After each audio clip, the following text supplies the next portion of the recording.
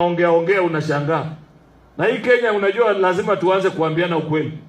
Kama jana niliona ati yule mama ule anaitwa Karua.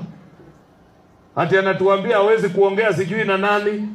Mikono yenu iko na nini? Yaani Karua anafikiri tumesahau ile maneno alifanya 2007.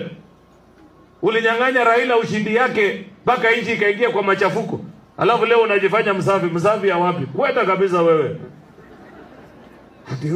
We cannot talk to campaigning for anarchy. Anatuambia if it is not possible we don't have to wait for 2027. You and who? So ukuje tuone ile kitu unaweza fanya. Kama unafikiri unaweza tisha sisi na hiyo macho yako. Kwenda kabisa wewe.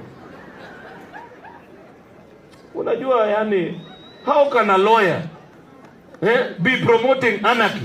Mtu ambaye ni mama amezeeka, ameishi kwa nchi nzuri. Alafu sasa anaanza kwenda kwa TV anatuambia ati Kenya ingie kwa machafuko. Yaani nini ilifanyikia? Yaani unaangalia siku hizi, mimi nilikuwa mdogo nilikuwa tunaambiwa peje wazee hapaharibiki neno. Kumbe hata wajinga wanazeeka. Hiyo ndio kitu sikuwa tumeambiwa na sasa nimejua. Kumbe kuna wazee wajinga pia. Sababu ukiona mtu kama wa Munyoro na ile Martha Karua unagundua kumbe even fool's age. How can you be campaigning for anarchy? Unajua kuna kitu wa Kenya, tafadhali, let me tell you, don't be misled to start thinking about those silly things watu wanatuambia.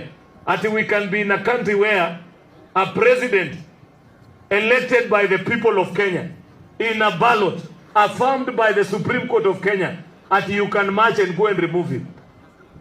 Hiyo ulisikia wapi? That kind of country does not exist. Na tujifunze kutoka kwa zile nchi ambazo zimeelekea barabara hiyo, wako wapi siku ya leo tunapoongea. We must learn to be a democratic country. Mtu akichaguliwa apewe nafasi. Na unajua niwaambie siri ya hii watu. Hii watu wameangalia sasa mambo yake imekuwa sawa. Affordable housing imeshika laini. Agriculture rais amenyorosha. As we speak today, wakulima wa kahawa, wakulima wa mahindi, wakulima wa chai, viazi na mambo yote wanamshukuru rais. All his plans, barabara amepata pesa ya kujenga ukiangalia hii budget. So wameketi chini na wakaangalia wakajua wakipatia rais nafasi ya hii mwaka na mwaka unaokuja, there will be no election in 2027. The results will be so clear. That is why they don't want to wait for 2027. They want to disrupt him. We want to tell the president, do not be intimidated. Simama na ufanyie wananchi wa Kenya kazi. Hao ndio walikuchagua, sio hiyo mabroka